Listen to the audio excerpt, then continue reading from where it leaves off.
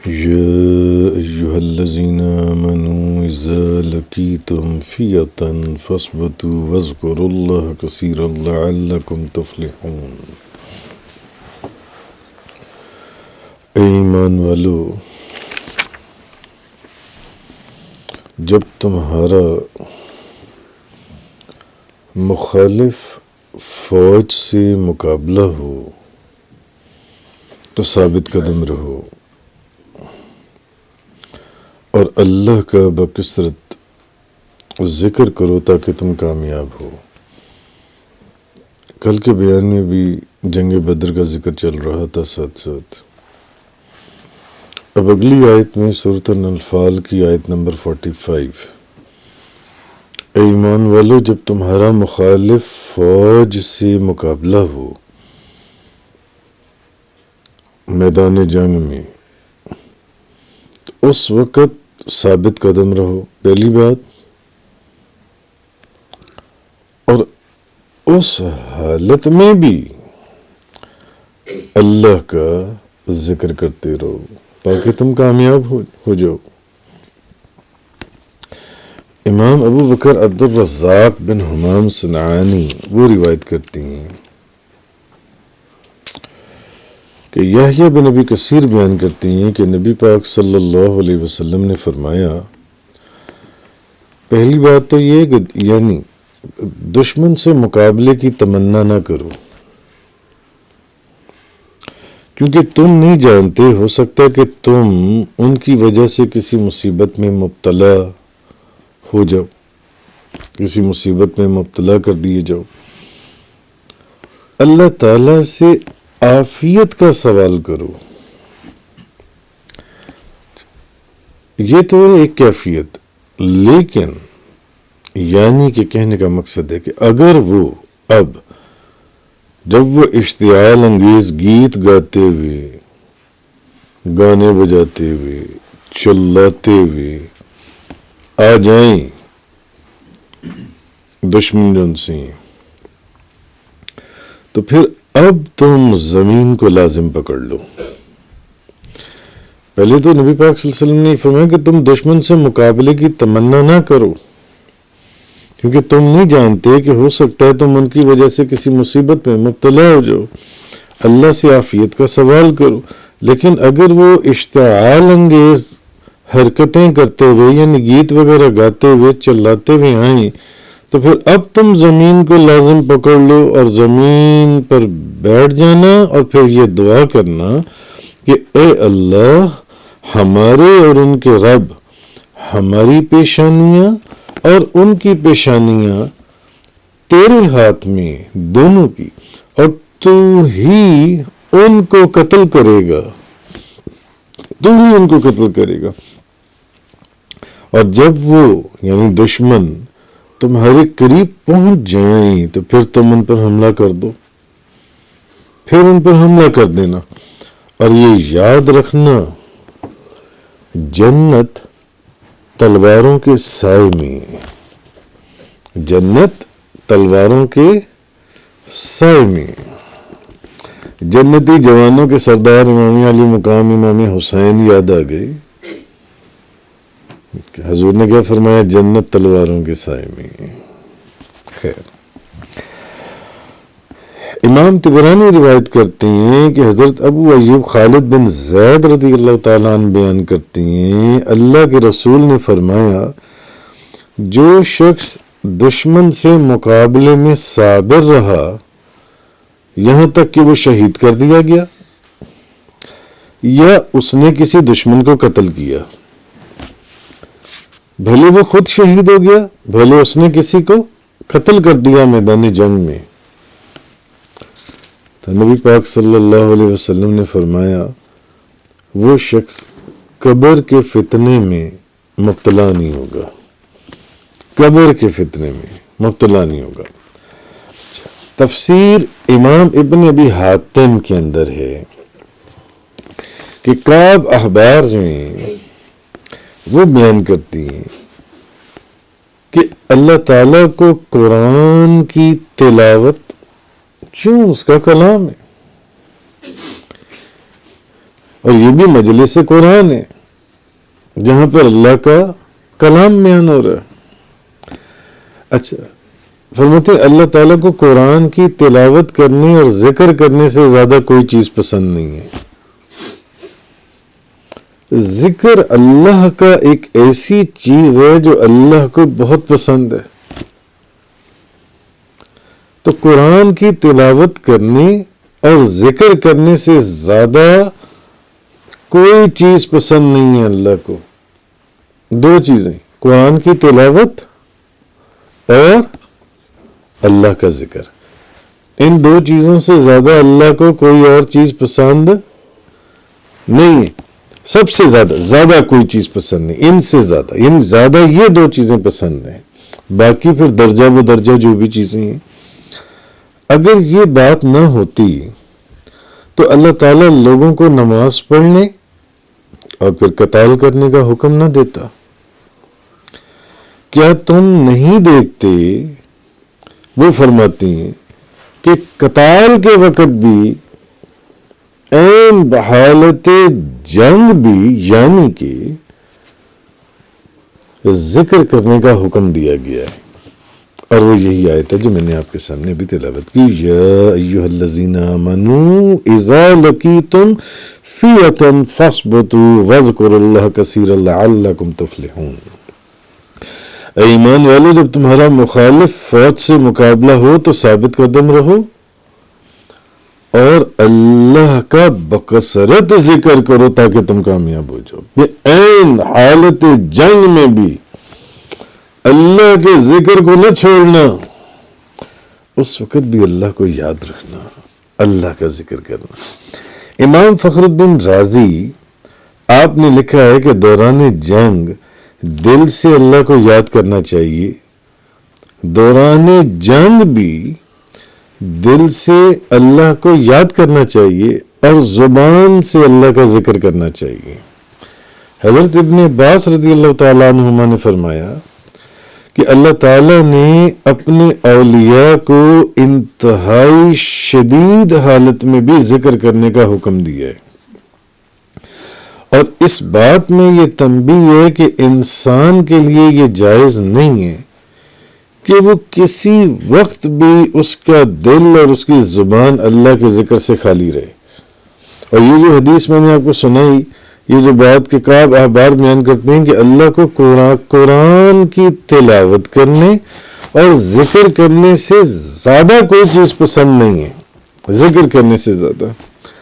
تو اصل تنبیہ یہ ہے کہ انسان کے لیے یہ جائز نہیں ہے کہ کسی بھی وقت اس کا دل اور اس کی زبان اللہ کے ذکر سے خالی رہے۔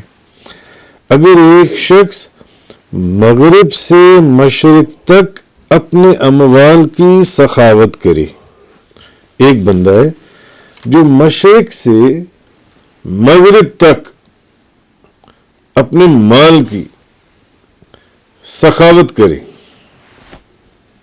اور دوسرا شخص مشرق سے مغرب تک تلوار سے جہاد کرتا جائے، ایک بندہ وہ ہے جو وہ نارتھ ٹو ساؤتھ اپنے مال کی سخاوت کرے، اتنی سخاوت روئے زمین پر سخاوت کرے، اور دوسرا شخص مشرق سے مغرب تک تلوار سے جہاد کرتا جائے، تب بھی اللہ کا ذکر کرنے والے کا درجہ اور اجر ان لوگوں سے زیادہ ہے۔ ایک وہ بندہ جو مشرق سے مغرب تک اپنا مال سخاوت کر رہا ہے، اور ایک وہ بندہ جو مشرق سے مغرب تک تلوار سے جہاد کر رہا ہے، مگر تب بھی تفسیر کبیر شریف کے اندر ہے کہ اللہ کا ذکر کرنے والے کا درجہ اور اجر ان سے بھی زیادہ ہے۔ اس لیے فرمایا کہ جب تمہارا مخالف فوج سے مقابلہ ہو تو ثابت قدم رہنا اور اللہ کا بکثرت ذکر کرنا۔ تو ایک قول ہے کہ کتابہ نے کہا کہ جس وقت بندہ تلوار سے جہاد کی شدت میں ہو، انہوں نے لکھا کہ اس وقت بھی اللہ کا جو ذکر ہے، اللہ نے اس پر اپنا ذکر فرض کیا ہے۔ قرآن کی آیت جو آ گئی، اس حالت میں بھی اس پر اللہ کا ذکر فرض ہے۔ اللہ کا ذکر ایک ایسی چیز ہے کہ ایک بندہ مشرق سے مغرب تک مال کی سخاوت کرے اور ایک بندہ مشرق سے مغرب تک اللہ کے راستے میں جہاد کرے، مگر وہ جو ان سے تب بھی اللہ کا جو ذکر کرنے والا بندہ ہے اس کا درجہ اور اجر ان دونوں سے زیادہ ہے جو اللہ. اسی لیے بحالت جنگ بھی اللہ کا ذکر کرنے کا حکم دیا گیا کہ بحالت جنگ بھی اللہ کے ذکر کو نہیں چھوڑنا، اللہ کے ذکر کو دل سے بھی اور زبان سے بھی جاری رکھو. آگے فرمایا وَأَطِيعُوا اللَّهَ وَرَسُولَهُ وَلَا تَنَازَعُوا فَتَفْشَلُوا وَتَذْهَبَ رِيحُكُمْ وَاصْبِرُوا إِنَّ اللَّهَ مَعَ الصَّابِرِينَ. اور اللہ اور اس کے رسول کی اطاعت کرو اور آپس میں مخالفت نہ کرو. اللہ اور اس کے رسول کی اطاعت کرو اور آپس میں مخالفت نہ کرو، ورنہ تم بزدل ہو جاؤ گے اور تمہاری ہوا اکھڑ جائے گی. صبر کرو. کیوں؟ اس لیے کہ ان اللہ مع الصابرین، بے شک اللہ صبر کرنے والوں کے ساتھ ہے. تو صحابہ کرام اچھا، مگر ایک چیز ہے، اصل جو چیز ہے وہ یہ کہ اس آیت کا جو اصل میں مطلب ہے وہ یہ ہے کہ اللہ اور اس کے رسول کی اطاعت کرتے ہوئے تمام مسلمان ایک نظامی حکومت قائم کریں. بات وہی جو پچھلی آیت میں حالت جنگ کی چل رہی ہے. پہلے تو ایک چیز بتا دی کہ بھئی پچھلی آیت کے اندر کہ حالت جنگ میں بھی کیفیت یہ ہونی چاہیے. اب آگے اختلاف نہیں ہونا چاہیے آپس میں جن سے. اب اختلاف کے اندر پھر بڑی وسعت ہے. کس چیز کے اندر؟ فروعات کے اندر، عقائد کے اندر، عام زندگی کے اندر، گھروں کے اندر، شہر کے اندر، حالت جنگ کے اندر جن سے اختلاف نہیں ہونا چاہیے.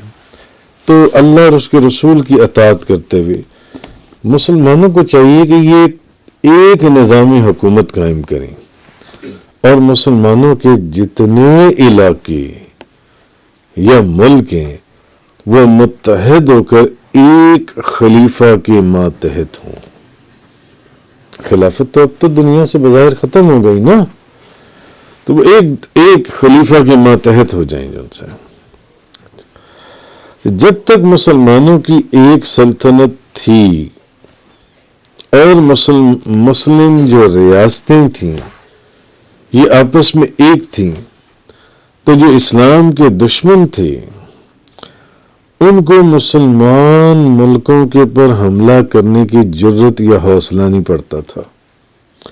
لیکن جب مسلمانوں کا اتحاد دنیا میں ٹوٹ گیا، آپ نے دیکھا یہ ٹوٹ گیا اور خلافت اسلامیہ چھوٹی چھوٹی ریاستوں اور علاقوں میں تقسیم ہو گئی، تبدیل ہو گئی، تو اب کیا ہوا کہ جو دشمنان اسلام تھے انہوں نے مسلم ریاستوں کو کس طریقے سے تباہ و برباد کر کے رکھ دیا. جب تک اس کی ایک بڑی تفصیل گزری تھی پچھلے دنوں ایک درس قرآن کے اندر، اندلس میں ایک نظامی حکومت قائم رہا، وہاں مسلمانوں کی حکومت رہی اور ایک عجیب اللہ نے ان کو وہ جو بزرگی اور شان عطا فرمائی. لیکن جب آپس کے اختلافات شروع ہوئے اور وہ کئی حصوں میں وہ چیزیں تقسیم ہو گئی تو وہ مختلف حکومتوں کے اندر وہ ساری چیز بڑھ گئی اور عیسائی حکمرانوں نے ایک ایک کر کے پورے اندلس پر قبضہ کر لیا. یہاں تک انہوں نے کہا کہ جو تو یہاں اسلام قبول کر لے ورنہ ساروں کو قتل کر دو جن سے. اس لیے آگے اللہ تبارک و تعالیٰ نے یہ فرمایا. اصل میں بات وہی چل رہی ہے، بھلے وہ جنگ کی حالات ہوں یا جو بھی حالات ہوں، آپس میں مسلمانوں کو ایک ہونا چاہیے. جب تک آپ آپس میں ایک رہتے ہیں تو پھر ترقی کے دروازے کھول دیے جاتے ہیں جو ان سے. وَأَطِيعُوا اللَّهَ وَرَسُولَهُ وَلَا تَنَازَعُوا فَتَفْشَلُوا وَتَذْهَبَ رِيحُكُمْ وَاصْبِرُوا إِنَّ اللَّهَ مَعَ الصَّابِرِينَ. اور آپس میں اختلاف نہ کرو. ہاں وہ اختلاف جن سے جو فروعی اختلافات ہیں، جو آئمہ کے اندر اختلافات ہیں، فقہ شریعت کے اندر جو اختلافات ہیں، امام اعظم ابو حنیفہ، امام مالک، امام شافعی، امام، وہ تو رحمت ہے، اس کا ذکر ہم پہلے کر چکے ہیں، اور اس کی بے شمار مثالیں جن سی ہیں وہ بھی بیان ہو چکی ہیں۔ آگے فرمایا وَلَا تَكُونُوا كَالَّذِينَ خَرَجُوا مِن دِيَارِهِمْ بَطَرًا وَرِئَاءَ النَّاسِ وَيَصُدُّونَ عَن سَبِيلِ اللَّهِ وَاللَّهُ بِمَا يَعْمَلُونَ مُحِيطٌ۔ اور ان لوگوں کی طرح نہ ہو جاؤ، ان لوگوں کی طرح جو اپنے گھروں سے اتراتے ہوئے اور لوگوں کو اپنا زور اور طاقت دکھاتے ہوئے نکلے۔ ان لوگوں کی طرح نہ ہو جانا جو جب گھروں سے نکلتے ہیں تو کیسے نکلتے ہیں؟ اتراتے ہوئے نکلتے ہیں، فخر کے ساتھ نکلتے ہیں، اور فخر بھی نہیں، تکبر اور غرور کے ساتھ نکلتے ہیں، دکھاوا کرتے ہوئے نکلتے ہیں۔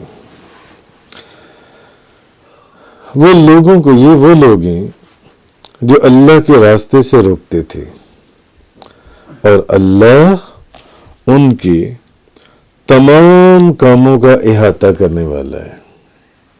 اللہ تعالیٰ ان کے تمام کاموں کا احاطہ کرنے والا ہے۔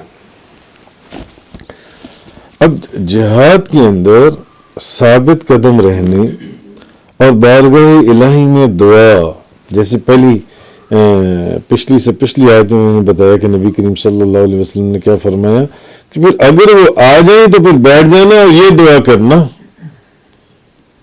کہ مولا کریم ان کو تو قتل کرے گا۔ تو اب جہاد میں ثابت قدم رہنے اور بارگاہ الہی میں دامن دعا، دست التجا پھیلانے کا حکم دینے کے بعد اخلاص نیت کی تعلیم دی جا رہی ہے۔ پرسوں کے بیان میں ذکر گزرا تھا 2-3 دن پہلے کہ اصل چیز ڈپینڈ کرتی ہے نیت کے اوپر، آپ کے عمل کے اوپر نہیں، نیت کے اوپر۔ آپ کی نیت کیا ہے، ساری چیز اس کے اوپر ڈپینڈ کرتی ہے، اور بڑا ڈیٹیل اس کے اوپر ایک بیان ہوا تھا۔ تو اب اخلاص سے نیت کی تعلیم فرمائی جا رہی ہے، نیت کے اندر خلوص جن سے، کیونکہ تمام اسلامی اعمال کی جو روح رواں ہے وہ آپ کی نیت ہے۔ آپ کی نیت کیا کہہ رہی ہے؟ اچھا، اب کافروں نے کیا کیا جب ان کا لشکر مکہ سے بدر کی طرف روانہ ہوا؟ مسلمان تو کل کے بھی بیان میں، کیونکہ جنگ بدر کا ذکر چل رہا ہے، وہ کتنے لوگ تھے؟ 300 کچھ، اور وہ جو ان سے کتنے 3 گنا زیادہ جو ان سے لوگ تھے۔ ادھر ہر چیز موجود تھی بظاہر، گھوڑے، اونٹ، نیزے، تلواریں، کھانے پینے کا سامان، پانی، ہر چیز، شراب کے انبار، اور ادھر جو سا ہے، ادھر نہ کھانے پینے کی چیزیں تھیں، نہ تلواریں تھیں، نہ نیزیں تھے، نہ زرہے تھیں، نہ گھوڑے تھے، نہ اونٹ تھے، ایک 2 جو نہ ہونے کے برابر تھا جو ان سے۔ اچھا، اب ان کے ہمراہ ایسی خوبصورت دوشیزائیں اور عورتیں تھیں ابو جہل وغیرہ کے ساتھ، جو اس وقت میں ناچنے اور بجانے میں اپنا جواب نہیں رکھتی تھیں۔ مشہور و معروف دوشیزائیں اور عورتیں، اور خوبصورت عورتیں، اور شراب کے بھرے ہوئے مٹکے تھے ان کے ساتھ۔ جگہ جگہ اب وہ یہ محفلیں یہ جو بزم میں ناچ گانے کی اس کو سجاتے ہوئے آتے تھے، جگہ جگہ جن سے، تو جس میں وہ شراب چلتی اور ناچ وہ ہوتا اور گانے ہوتے۔ تو ابو جہل کو کسی نے مشورہ دیا کہ جنگ جو ہے نا، اس کا ارادہ ترک کر دو، گو کہ وہ اس میں قتل کر دیا گیا تھا جن سے۔ تو اس نے جواب دیا، اس نے کہا، قرطبی شریف کے اندر ہے کہ بخدا کہ اس نے کہا میں محمد صلی اللہ علیہ وسلم میں ان سے لڑے بغیر ہرگز واپس نہیں جاؤں گا. اس کو مشورہ دیا گیا. اتنا تکبر اور غرور، ایک طرف عاجزی اور انکساری اور اللہ کی وحدانیت پر ایمان اور اللہ کے رسول کے اوپر یقین اور سجدے اور رکوع اور قیام اور اللہ کا ذکر اور تسبیح جس کا پیچھے ذکر بھی گزرا آیات کے اندر، اور دوسری طرف ڈھول بج رہے. اور اپنے وقت کی روایات میں کہ جو خوبصورت ترین عورتیں تھیں اور ناچ اور گانے میں جن کا کوئی جواب نہیں تھا عرب کے اندر، وہ عورتیں یہ اس جنگ کے اندر اپنے ساتھ لے کر آئی تھی اور شراب کی انبادن سے. اس نے کہا بخدا میں محمد سے لڑے بغیر ہرگز واپس نہیں جاؤں گا اور نہ یہ لوگ واپس جائیں گے یہاں تک کہ ہم میدان بدر میں پہنچیں گے، اور پھر وہاں پر بھی شراب کا دور چلے گا اور اونٹ ذبح کیے جائیں گے اور رقص اور سرور کی محفل سجے گی وہاں پر، اور سارے عرب کے دلوں کے اندر قیامت تک ہمارا رعب بیٹھ جائے گا. یہ اس کا وہ تکبر اور غرور تھا، یہ اس کا وہ تکبر اور غرور تھا جس کا ذکر کل کی آیات میں، کل کے بیان میں گزرا تھا کہ وہ جو ان کے جتنے بڑے جنگجو اور کفار کے سردار تھے وہ سارے مارے گئے جنگ سے. اس کے اندر اس نے کہا سوال ہی نہیں پیدا ہوتا، قیامت تک کے لیے یہ ہمارا روح جم جائے گا دنیا کے اندر جن سے. تو خیر مفسرین نے فرمایا کہ آج بھی کفر کا لشکر جدھر بھی رخ کرتا ہے وہاں پر ایک طوفان بدتمیزی جن سے وہ مچا دیا جاتا ہے، جن سے جو عصمت و ناموس، انسانی شرف بلند اخلاقی قدروں کو تنکوں کی طرح بہا دیا جاتا ہے جن سے. اور مصر کے بحوالہ المصری، یہ مصر کے ایک رسالے کے اندر 28 مارچ 54 کی یہ خبر کہ دوسری جنگ عظیم کے دوران جو امریکی فوج، صرف امریکی فوج جو اپنے ملک برطانیہ میں اقامت گزیں وہاں پر رہیں، صرف ایک فوج امریکی فوج برطانیہ کے اندر رہی جن سی ہے، ان کی عیاشیوں کی وجہ سے خود امریکی اخباروں کے اندازے کے مطابق صرف اس جنگ کے اندر ان کے 70,000 حرام کے بچے پیدا ہوئے.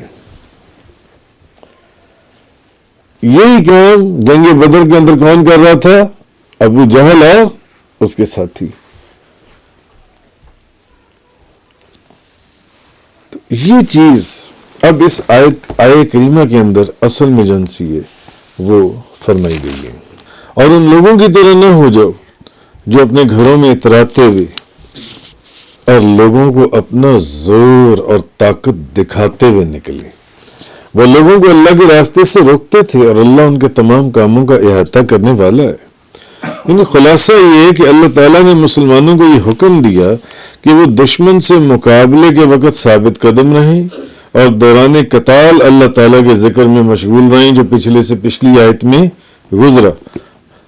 اس حالت جنگ میں بھی، حالت جنگ میں جب تلوار چل رہی ہو اور خون بہہ رہا ہو اور گردنیں کٹ رہی ہوں، اس وقت بھی دل میں اللہ کی یاد اور زبان پر اللہ کا ذکر چل رہا ہو، جاری ہو جن سے.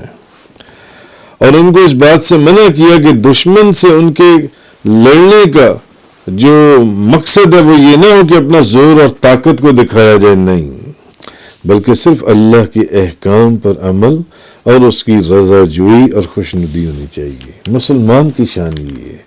تو اسلام کے تمام احکام کا اصل جو حاصل یہ ہے کہ انسان مخلوق میں اصل چیز بتائی جا رہی ہے کہ ہاتھ کا اڑول تے دل یارول، جو حضرت خواجہ خواجگان بہاؤالدین نقشبند رضی اللہ تعالی عنہ ان کا وہ جو فرمانے کہ انسان مخلوق میں مشغول رہ کر بھی اللہ کے احکام پر اللہ کے ذکر کو جاری رکھے، تکبر اور غرور نہ کرے۔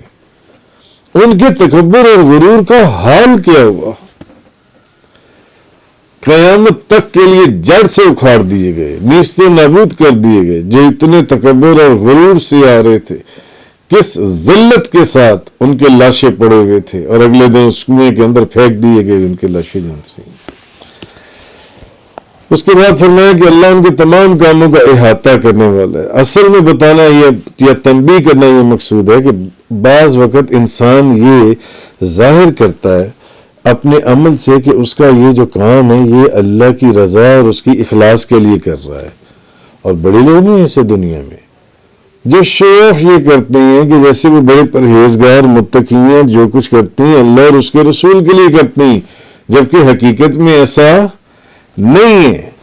اللہ تعالیٰ اصل میں بتا یہ رہا ہے کہ وہ تمہارے دلوں کے حال سے بھی واقف ہے، اسے علم ہے کہ تم کون سا کام حقیقت میں اللہ کے لیے کرتے ہو اور کون سا کام حقیقت میں تم دکھاوے کے لیے کرتے ہو، اس لیے یہاں ایسا مت کرو۔